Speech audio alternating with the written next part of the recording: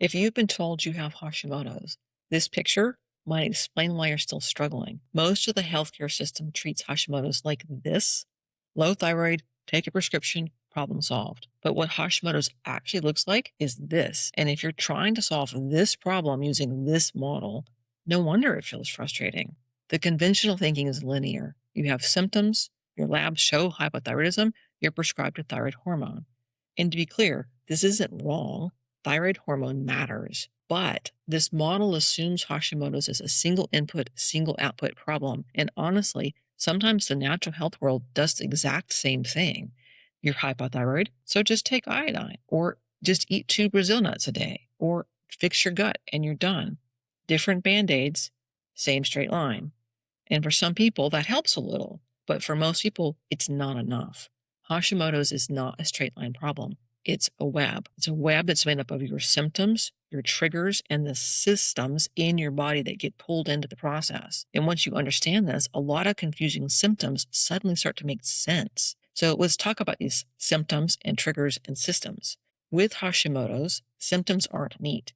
You can have classic hypothyroid symptoms, but you can also have hyperthyroid symptoms, or you can have symptoms that don't even seem thyroid related at all. You can have fatigue, hair loss, constipation. Sure, that's classic, but also anxiety, aches and pains, digestive issues, brain fog, mood changes, even balance problems. And this is why people are so often told, that's not your thyroid.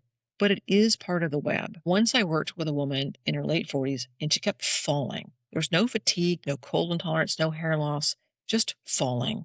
And she'd been told she was fine, but I knew that Hashimoto's can affect the brain, especially balance and coordination.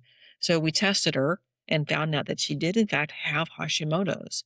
Now, Hashimoto's always has triggers, so we went hunting. We discovered that for her, gluten was the trigger. We removed that one piece of the web, and the falling stopped. That's the web in action. So triggers matter with Hashimoto's. These are things like infections, Epstein-Barr is a big one, food sensitivities, chemical exposures, hormonal shifts like pregnancy, menopause, chronic stress. No one has that, right? Blood sugar swings like diabetes, hypoglycemia.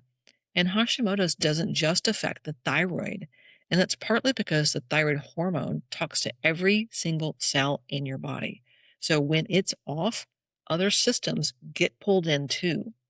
It could be the gut, the gallbladder, the liver, blood sugar regulation, hormones, the brain, and each one can worsen the others. So, for example, blood sugar fluctuations make Hashimoto's worse, and Hashimoto's make blood sugar fluctuations worse. Autoimmunity creates inflammation, and inflammation worsens autoimmunity. So now you don't have a straight line, you have vicious cycles. That's the mess. And this is why there is no single Hashimoto supplement. This is why copying someone else's protocol from a forum often fails. And this is why normal labs don't always mean you feel well.